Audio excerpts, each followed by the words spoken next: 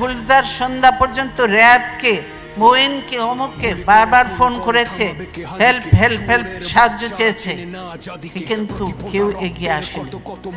এই বিডিআরের ঘটনা হাসিনা আসার 1 মাস পরেই কেন ঘটলো? হাসিনা সব কিছু জানতো।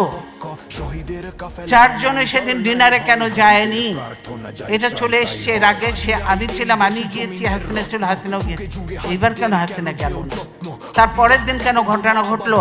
হাসিনা এবং মঈনুদ্দিন এটা জানতো এবং তারা এর জন্য দায়ী, এটা মানা যায় না। কাজেই হাসিনাকে একদিন জবাব দিতেই হবে এটার জন্য।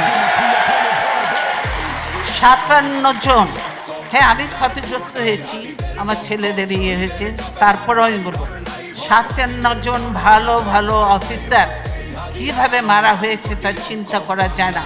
তাদের পরিবারদের সঙ্গে যে আচরণ করা হয়েছে সেটা চোখে দেখা যায় না।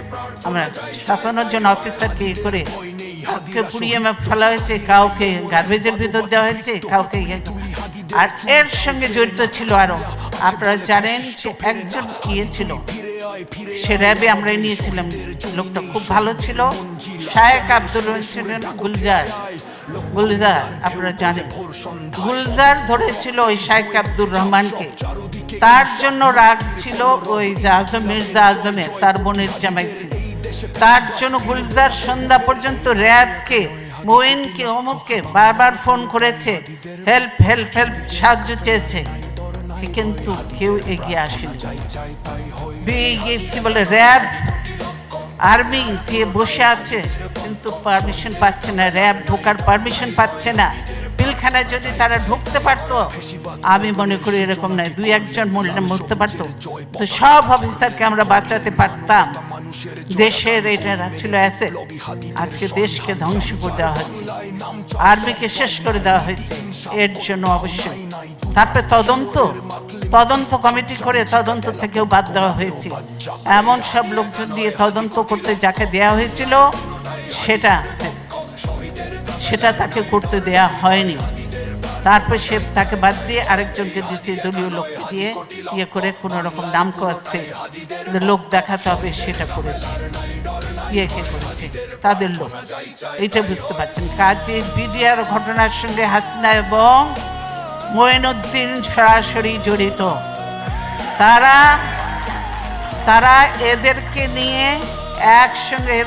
নিয়ে একসঙ্গে শেরাটন হোটেল থেকে খাওয়া এনে খেয়েছে। তাদের যে তখন একজনই ছিল, কি ডিডি ছিল না কি ছিল, কি না, তৌহিদ তখন কোথায় ছিল? হাসিনার ওখানে ছিল না, নিজের পরিচয় দিয়ে গেছে, একসঙ্গে খাওয়া দাওয়া করেছে, সব কিছু করেছে, ভালো কাজ করেছে, বাবা দিয়ে পাশে। এই হলো অবস্থা।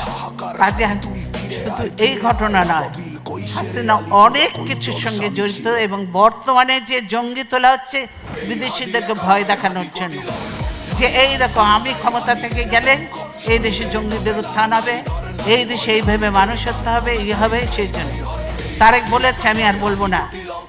তাই আমরা বলতে চাই, আল্লাহ আছেন, আল্লাহ অবশ্যই দেখছেন, আল্লাহ বিচার করবেন। এবং আপনাদের বলবো যে আপনারা সকলে বুদ্ধিমান, বিবেকবান, শিক্ষিত এবং এমন এক দেশে আছেন যে দেশে গণতন্ত্র, মানবাধিকার সব কিছু আছে এবং কতগুলো সিস্টেম যে এত ভালো লেগেছে আমার কাছে। আমি মনে করি যে এগুলো আমাদের দেশেও চালু করা উচিত এবং সুযোগ হলে ইনশাল্লাহ আমরা করব সেগুলো।